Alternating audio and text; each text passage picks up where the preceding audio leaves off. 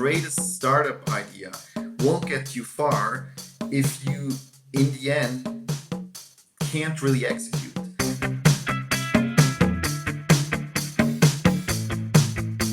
Welcome to the Swisspreneur Show, a podcast about startup stories and learnings from experienced entrepreneurs. Here's your host, Sylvan.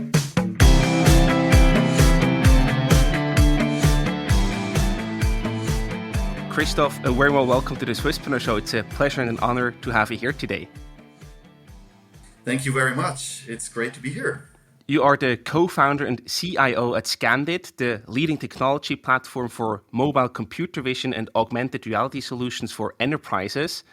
Before we talk about your impressive story from startup to unicorn, I actually want to start with your personal background. You obtained your master's in business administration and computer sciences from the University of Zurich here in Switzerland, but you also spent some time in Sweden during your studies. You went to the MIT in the United States. So I wonder, how has your international education actually shaped you? Yeah, to be honest, that was really important experience for me.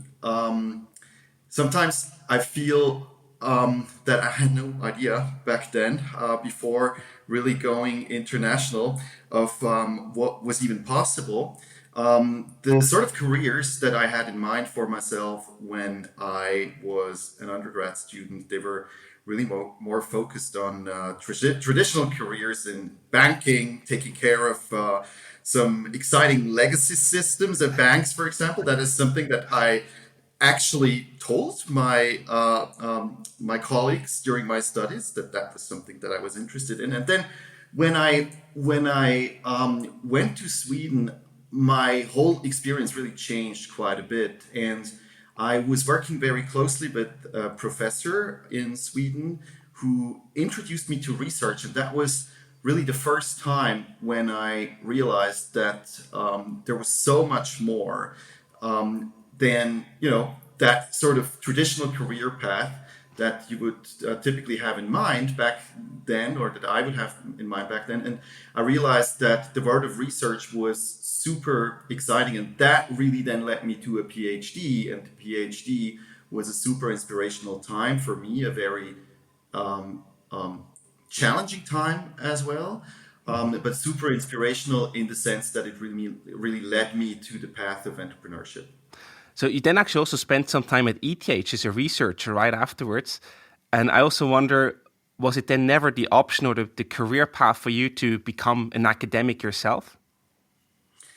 It was, I think, both, or in many things that I do, I don't really have like an absolutely clear goal, and I need to achieve that in order to achieve happiness. And when I started my PhD, I thought that could be an option to become an academic, and I wanted to do really good academic work. But things changed. I had kept an open mind, and we had this business opportunity in front of us all of a sudden at ETH, or maybe not even all of a sudden, but we had it in front of us. And for me, it was then clear that would definitely be something that I tried. To be honest, I also didn't particularly enjoy writing papers. That was nothing that I ever came to really like very much. So that was kind of an easy decision there. Was it then also during the research part when you got in touch with entrepreneurship? Because you were working at the M Lab, right? A joint venture between ETH and HSG, where you actually then also saw a breeding ground for startups. So please tell us a bit more how you actually then found your way from academics into the entrepreneurial world. Yeah. The M Lab was one important factor for me to join ETH Zurich and that particular research group. Before ETH, I was very, I was already very active, kind of in industry. I started a business before Scandit when I was much younger, and I was always enjoying work a lot. And for me, the university was not something that could really be the main the main topic in my life. I needed to actually feel that I was doing something that would contribute immediate value to a problem that was out there. And so when I was in Sweden, I was interested in research, but at the same time, I didn't really want to give up my standing or my activities that I had in business. And the M Lab was attractive because it combined relevant industry projects with research. It was attractive also because it combined people with a with a computer science background, with people more from the business administration side from the University of St. Gallen. And I I really chose that particular research group based on MLab. I was looking at many different research groups, but really wanted to get into that group. And the exciting thing about MLab was that we had research projects with different players from Deutsche Telekom, T-Systems, to SAP, to Nokia, NTT Docomo, the Japanese carrier. And we were doing applied research for these companies to help them develop an understanding of strategic topics that were going to be important for their businesses. And that was fascinating. We had exposure to really, to topics that were going to become relevant a few years down the road, not stuff that was immediately relevant for these businesses. Mm-hmm. And of course, in the time when mobile was really taking off, that was super inspirational and led us to look at multiple business ideas that we thought in the future could become relevant. What happened then when you were looking at these business ideas? Because eventually then in 2009, you started your own company, Scandit, obviously. But what happened in between? How do you go from, oh, we look at interesting business ideas and opportunities to, okay, we're really going to start our own company? Yeah, the funny thing is that I basically joined that research group, and my professor immediately sort of paired me with Christian, who is one of my co-founders.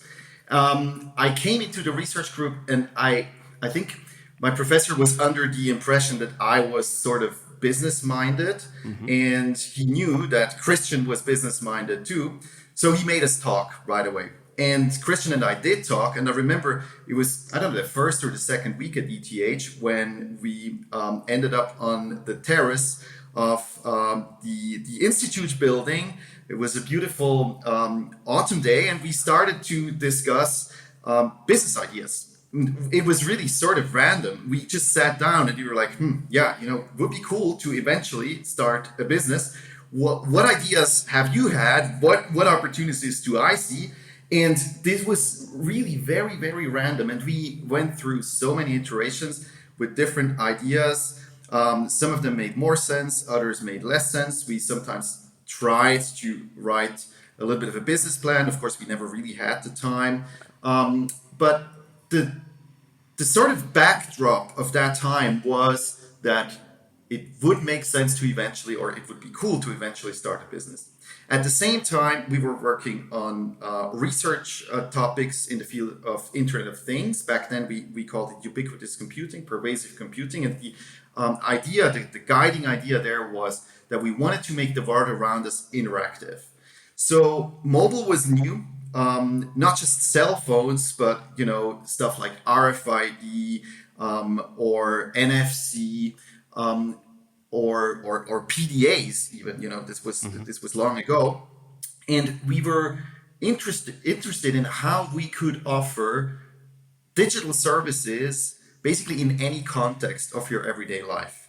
So you would walk up to a real world object, be it an art exhibit in a museum or be it a shelf in a retail store, that you would have these objects there in the real world and you wanted to consume or access digital information. Mm-hmm. And that was what all our research was about. And in this context, already when I joined, barcodes played an important role. So the research community saw barcodes as one of the possible entry points, so to say, into the real world. So you have a device like a PDA back then or a cell phone that allows you to access digital services with a screen and to interact with the digital services. But the link that was missing was the link to the real world. And barcodes and RFID were the technologies that could offer that link into the real world. So many research groups had been experimenting with different kind of proprietary barcode formats that have nothing to do with the barcode that is used in retail. And in our research group, we had such a proprietary barcode format as well, the visual codes, as we called it back then.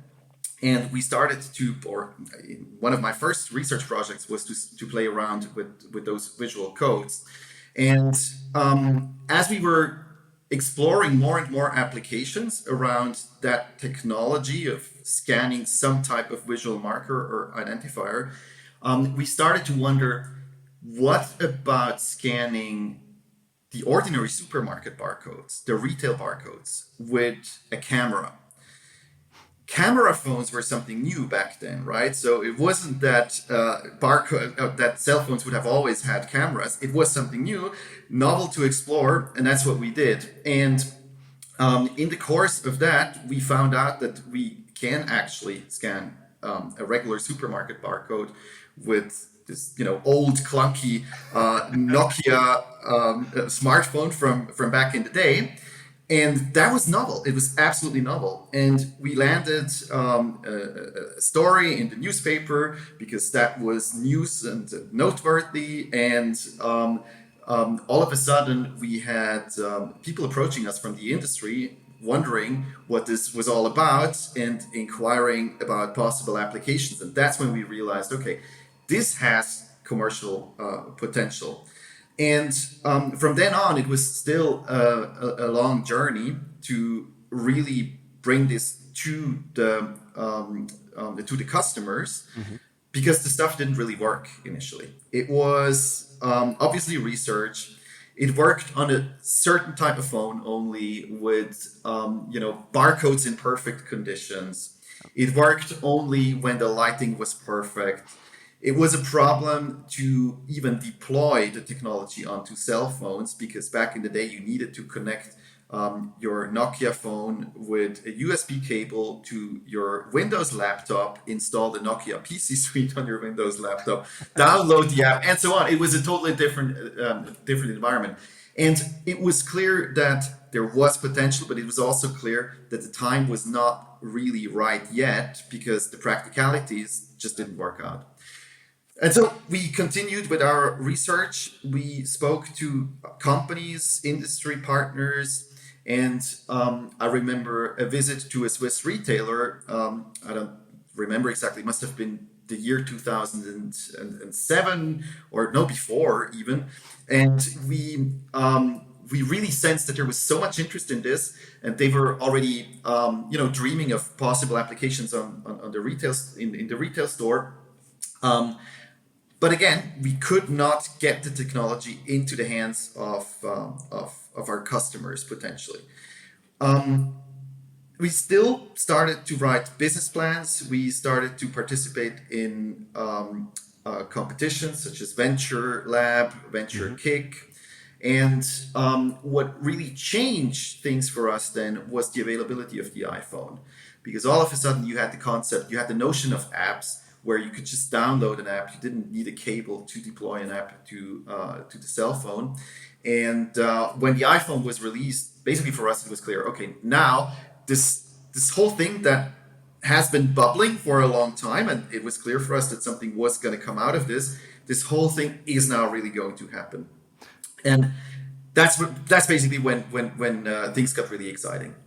It's crazy. So basically we're a bit ahead of the time, but then the Yes. technical development basically picked up speed, and then suddenly what you were trying to solve became possible thanks to the technological advancements, right? Exactly. We were dependent. So we had a technology, but we were dependent on another technology which had yet to become available. But then you were ideally positioned because you exactly knew the problem that you were solving. You had already talked to retailers, and you were just waiting for the solutions from a technological standpoint to be ready to deliver what you were looking for. Yeah, that sounds really cool. To be honest, it wasn't exactly like that. I still remember, I think it was at one of the venture kick competitions where we pitched, and the feedback there was, I still remember, it was Beat who said this. This is a technology looking for its applications, but what really is the application? Yeah. And I think that was spot on because we were experimenting with so many applications. That was really also kind of the spirit that we had at ETH in that research group. We were looking at a ton of different applications of barcode scanning. We had wild ideas. And when we decided that we were going to start Scandit as a company and try a business idea, we initially focused on price comparison because there were all of these different applications, and we were torn between the idea of getting the technology into the platform, talking to Nokia, and on the other hand, starting our own business, but which application to pick? Because barcode scanning, it can mean anything. So many possible applications. Is it allergy checks? Is it price comparison? Is it ethical shopping? Vegetarian, vegan products, whatnot. There's so many different applications. We were talking to the likes of Nokia. That was basically our very initial bet was that we wanted to get the technology into a mobile operating system platform. Everyone was always interested, but I guess they were smart enough. The bigger handset manufacturers were a little smarter than us because they were also wondering, like, what is then really the possible application? So this never led anywhere. And we were basically sitting there with all of these ideas of possible applications. And in the end, we just had to pick one. And we picked price comparison because we saw that this was something that had a little bit of market traction. There were others out there that were trying to offer this.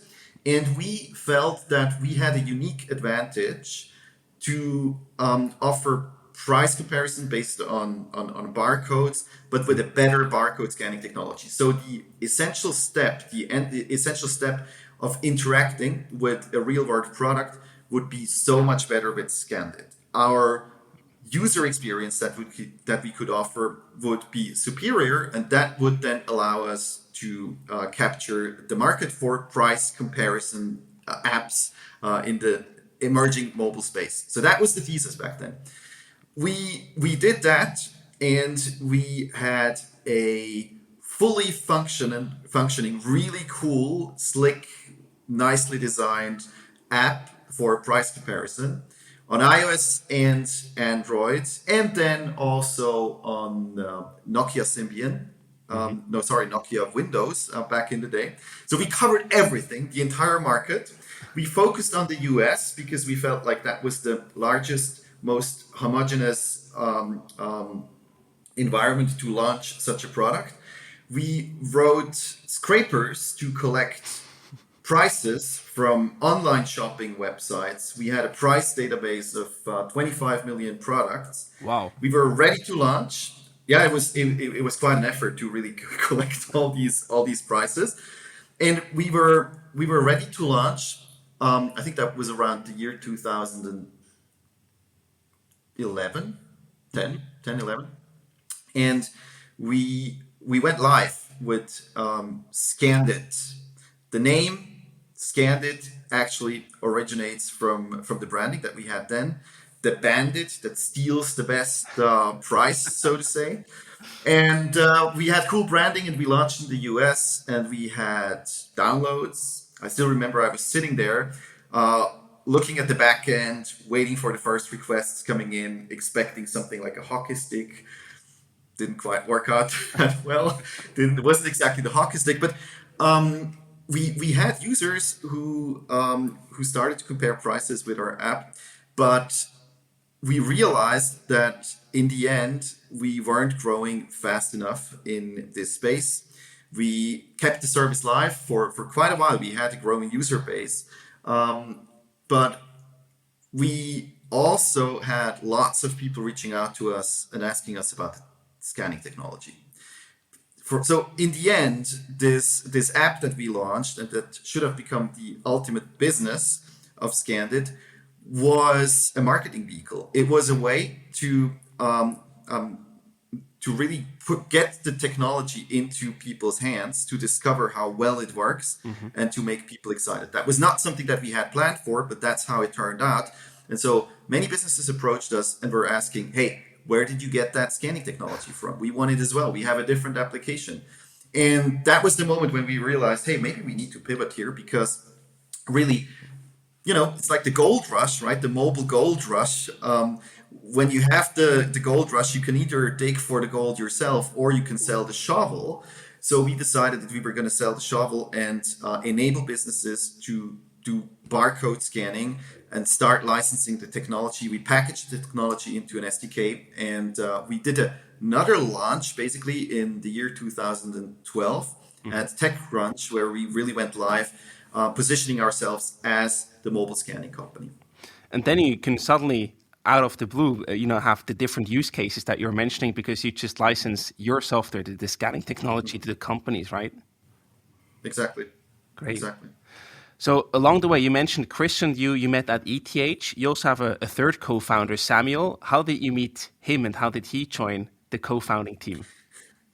Yeah, Samuel and I know each other from back at the University of Zurich. We both studied at the University of Zurich. The funny thing is that we actually didn't really know each other during those days, because we both weren't really that much at the university. We kind of met quite late. It was almost graduation time, where it was like, okay, nice to meet you. So you also studied here. You were hanging out here as well for the past 4 years, and it was a very interesting encounter, because he was one of the few people that I met who said that they were going to do research. He was going to do a PhD, and I had the same plan. So that's why it was kind of obvious that we would stay in touch, and we basically kept in touch during the times when we were doing our PhDs. He did it in a different group than I did it, but you have similar problems and challenges when you do your PhD. So we kept in touch and basically developed a friendship during that time, which then of course also led to him hearing about all that barcode stuff that I was doing with Christian. And at some point he was done with his PhD, and I knew that he was definitely interested in entrepreneurship. And at some point it was kind of obvious that I had to make the two of them meet. And I think it was pretty immediate that there was a match, and there we had our team. Amazing. And how do you actually complement each other? I'm sure you all have, the different skills and strengths that you bring to the team. Was that always clear from the beginning about how you split roles and who would focus on what tasks? It changes a little bit over time. I think initially it was not all that obvious. We were three dudes with the PhD in computer science. That's really a lot of diversity in the team that you have there. And then we also, all of us had some type of business background as well. And it really was not clear who was going to do that, going to do what. Christian, with his electrical engineering background, he knew more about signal processing than Samuel and me. So that meant that for core barcode scanning technology, he was probably going to be the best fit. I knew about backend and web software development, scalable infrastructures. So I was going to be in a good position for all the web development and the database stuff.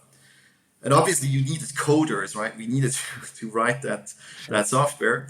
So there you had your two team members that were going to write code, and it was kind of obvious who was going to write which part of the code. Mm-hmm. And then we also needed a CEO. Samuel was definitely the one who was sort of most business minded. He also obtained a master's degree really in economics from the University of Zurich, so that was also kind of a natural fit.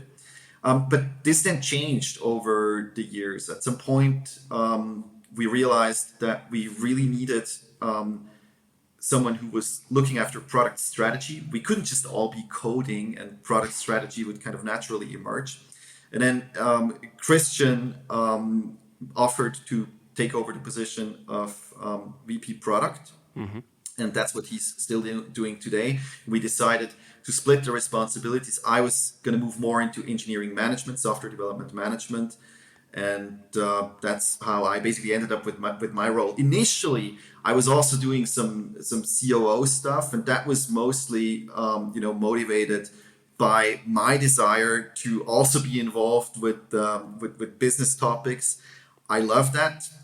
It was one of the motivations for me why I thought the entrepreneurial path was really exciting, because I could often not really make up my mind. I'm interested in so many things, and I always found that challenging at the university to really decide, okay, I'm going to do computer science and nothing else. And the idea of joining a company and then just doing one thing was just not super appealing to me. And in entrepreneurship, you have to basically have your hands a little bit in all the different topics, and that was super appealing to me. So that's why in the beginning I was also doing a lot of work around legal topics and other sort of COO type issues, and I enjoyed that a lot. Amazing. I also quickly want to talk about your customers. Before, you said you're now selling the shovel instead of the gold itself. So do you have anything of like the typical Scandit customer today, and can talk a bit more about their use cases? Yeah, so our main verticals today are in retail and in transport and logistics. Your typical Scandit customer would be a retailer who is forward thinking and who wants to create the best experience for their customers, to make processes for them as easy and smooth as possible, self checkout being an example. But a retailer who also wants to make their internal processes more efficient, save cost, and also make the experience for their employees smoother and more pleasant. So that is the typical customer. In terms of use cases, barcodes are everywhere. When you think of retail, this ranges from inventory counts to more kind of new use cases that came up or were even accelerated now in the pandemic that we had recently. Use cases such as buying something online, but then picking it up in the store, where you basically need to equip a lot of people in your retail store with barcode scanning technology, but you don't necessarily want to buy a dedicated device to everyone. That costs a lot of money. Right. But the cell phone is something that everyone has. So you can give that technology that is needed to perform these processes into your employees' hands at very little cost. Yeah, fantastic. If you need to build a great website design or would like to upgrade your existing site, Tasnadi & Co. are a digital agency with expertise in building websites fast and efficiently. I can tell you from my personal experience working with them at RentTouch that they have an incredibly competent and responsive team. The tool they use is Webflow, a no-code website builder with growing popularity. And this means you get a clean code and no restrictions on how the website looks. Your design can be customized to exactly how you envision it, unlike what happens with theme-based website builders. It's also very easy and cost-effective to maintain, edit, and expand your site. And you can have a simple website up and running in a week for a very reasonable fee. Go to tasnadi.net/webflow to find out more. Again, that's tasnadi.net/webflow. And I guess your secret sauce along that whole process is your scanning technology, obviously, because you do that incredibly fast and incredibly well. Can you talk a bit more about the details there? I know this is probably proprietary technology that you don't want to share too much about, but how are you actually able to scan the barcodes that quickly? Because that seems to be a game changer in the industry of what you're doing. It is. It is. The, the kind of first and most important thing to realize is that everything happens on the cell phone. So there is no cloud involved. That's kind of obvious today, but during the very early days, it would have been an option to Mm-hmm. take a picture, upload it to the cloud, and process it there. That's nothing that we ever did. Right from the start, we did the entire image processing on the cell phone. That means, of course, that you have to use the constrained resources that you have on a cell phone as smart as possible. A cell phone doesn't have the same computing power that you have on your laptop. At the same time, we need to process as much information that we can extract from the image as we possibly can to deliver the best performance. So it's a lot about speed, Mm-hmm. a lot about writing algorithms that really perform efficiently on your cell phone. The other thing that is also important to realize is that you often have images that don't really look very good on your cell phone because when you scan a barcode, you're you're doing this a little bit differently, or you're basically holding your phone or moving your phone a little bit differently than when you're taking a picture, a photograph, because you're often moving the cell phone. The light is often not good. Mm-hmm. You have glare coming up from harsh lighting in a retail store environment, and what you have are a lot of problems, for example, like blur. Your image that you need to process that contains a barcode is super washed out. That comes from the fact that you're moving your cell phone, for example. When you move your phone, you don't have a crisp, crystal clear image. Mm-hmm. So we need to get that blur out of the image before we can really decode the barcode. And that's an interesting challenge. And it's a challenge that can be solved in a sort of traditional way. Deblurring, you have it in Photoshop, for example, takes a couple of milliseconds on your powerful, or tens of milliseconds on your powerful machine, on your powerful laptop. We need to make that happen instantly in very few milliseconds on a more resource constrained device. And so it's all about finding smart ways of deblurring, for example. That's just one of these examples. And of course,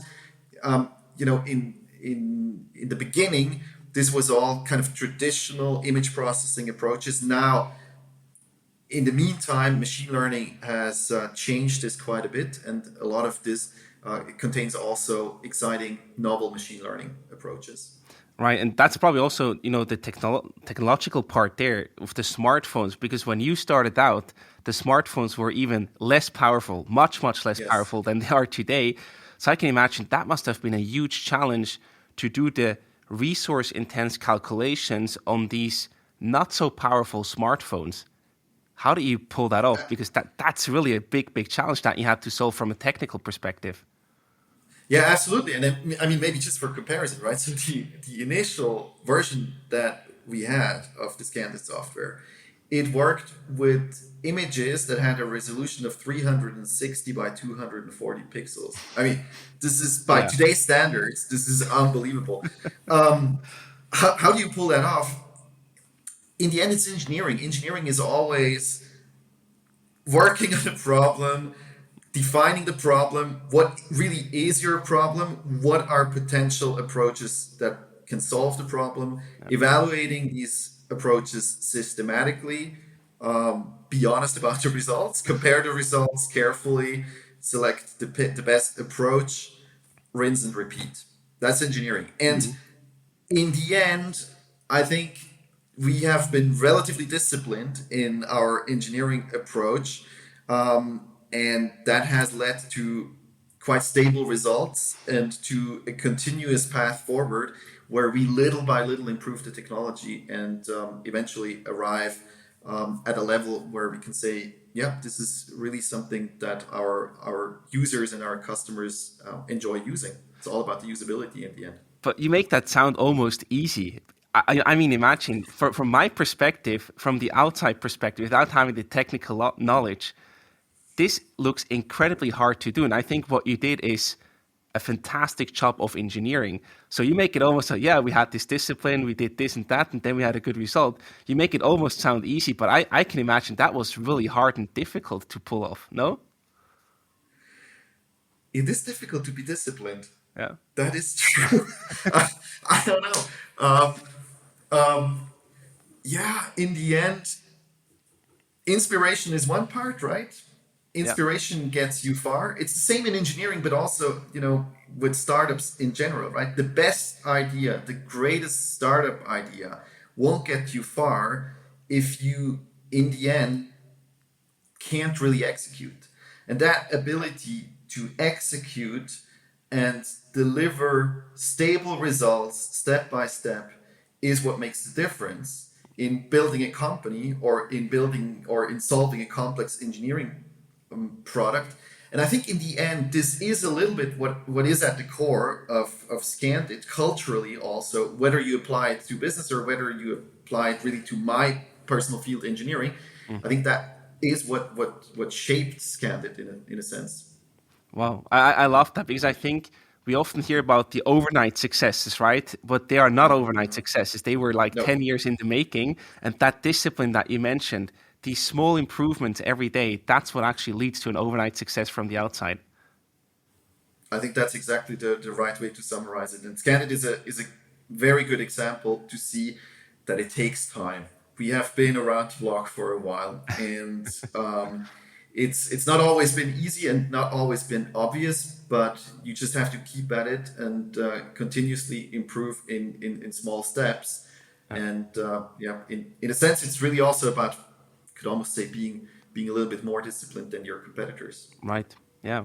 So with your success and your business case that you found and basically the companies that you acquired as customers, you also, of course, grew as a company. So today you have more than 400 employees that work for Scandit, and you're basically not really a startup anymore. You're becoming a mature Yes. company. And I wonder, how do you actually manage that growth? Do you have any big learnings or big key takeaways that you can share with our audience when it comes to managing growth from startup to a more mature company? I'm tempted to say that my answer is again not going to be, about the big revelation. In the end, it's small steps. In small steps, you improve your product. It's the discipline that you apply to management as well. I mean, obviously, I had no idea what I was doing in the beginning.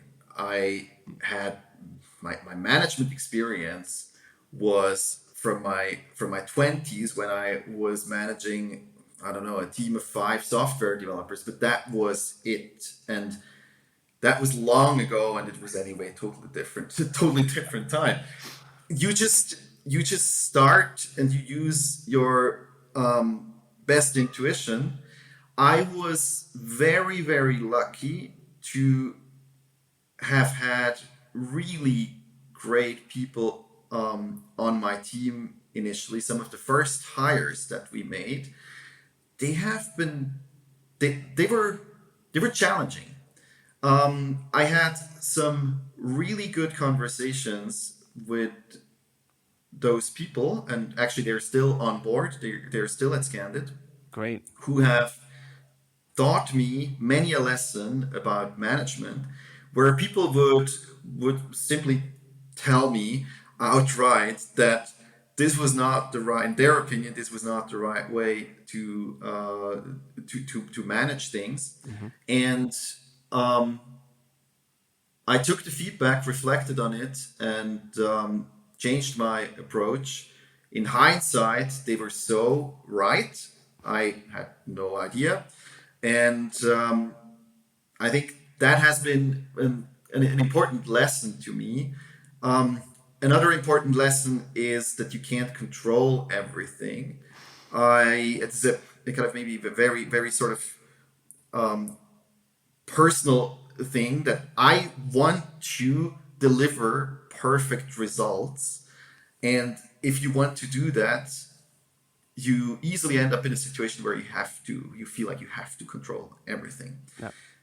That is exhausting and it doesn't scale.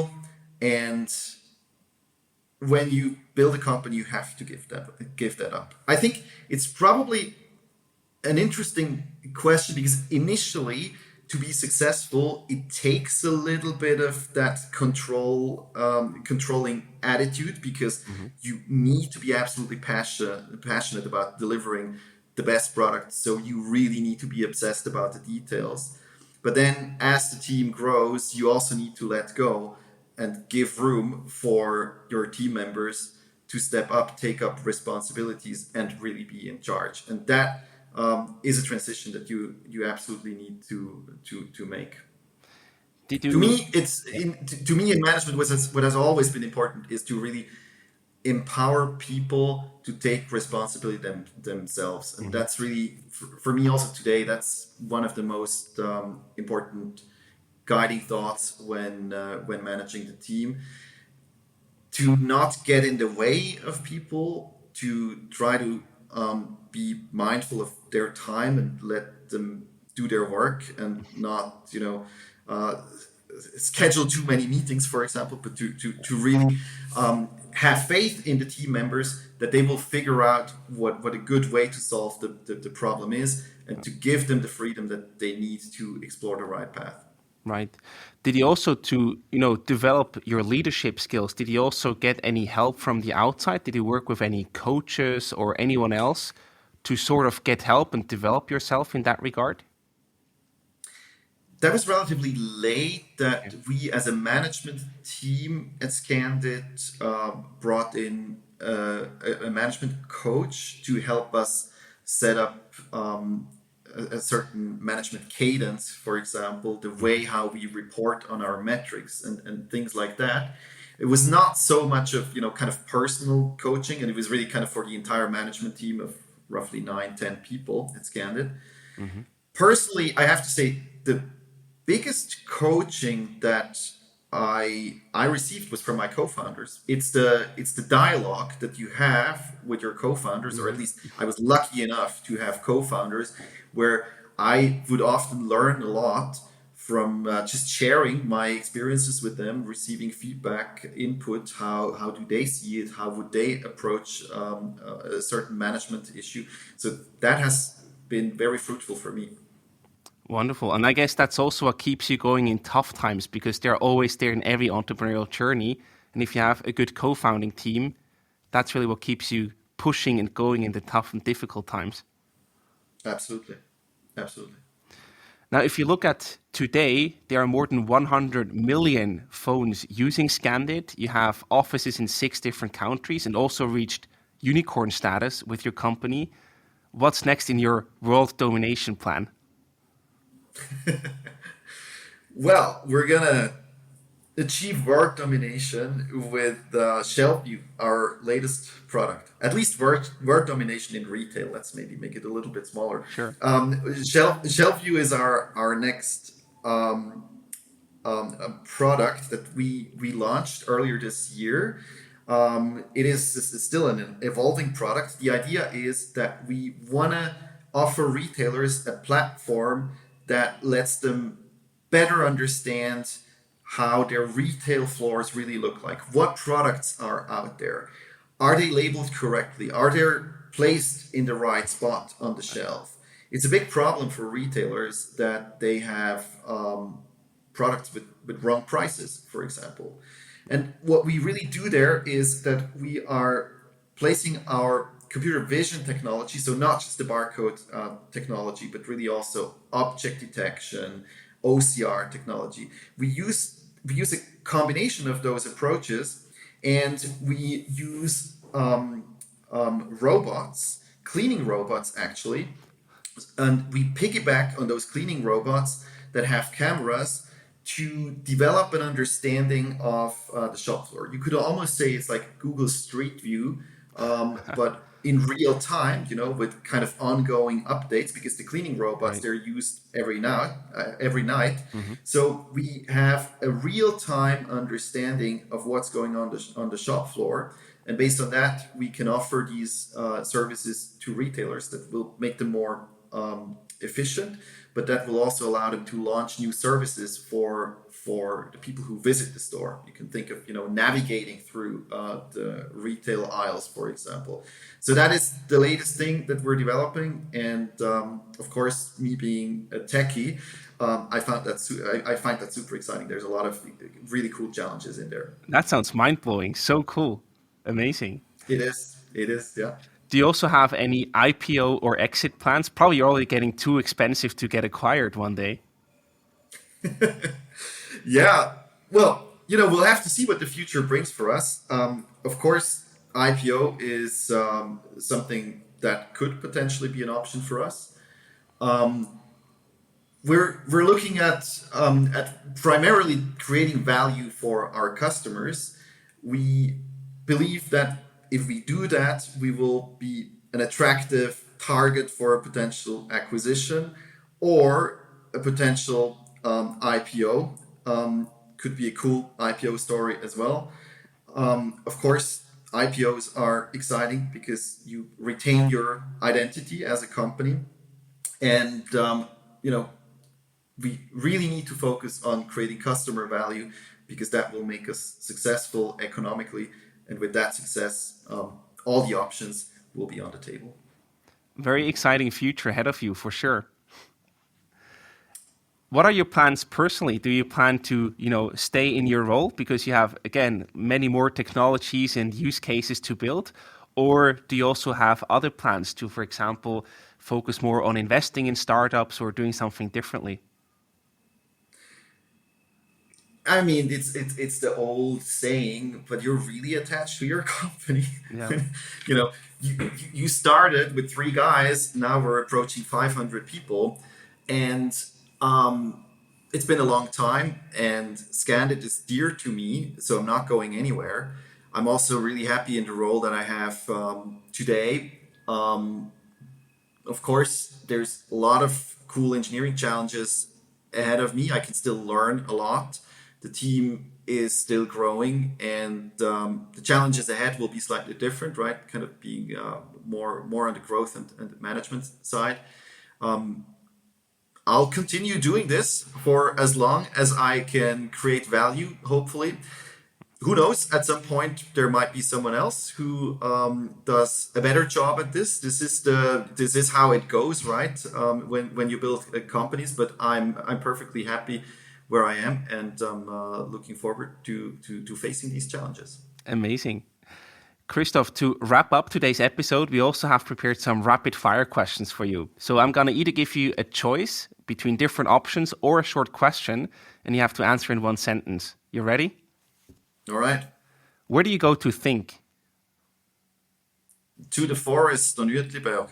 Oh, nice. Software or hardware? I think that's a clear one. Software. 100%. How many hours of sleep did you get last night? Ooh, just shy of 5 hours. VC money or bootstrapping? Next time, VC money. We bootstrapped it a little bit too long last time. Got it. And the last one, product or sales? Product. Perfect. Christof, thank you so much for coming on the show. It's really impressive what you've built with Scandit, and we are super excited to see what the future brings for you. And maybe, who knows, we have a Swiss startup IPO soon. All the best and lots of success. Thanks so much for having me, Silvan. We hope you enjoyed today's show. This episode was produced in cooperation with the ETH Entrepreneur Club, a student organization which aims to inspire, educate, and empower the next generation of entrepreneurs. The ETH Entrepreneur Club holds more than 40 events every year, resulting in an impressive alumni list of successful startups. If you want to keep up with their busy agenda, make sure to give them a follow on social media.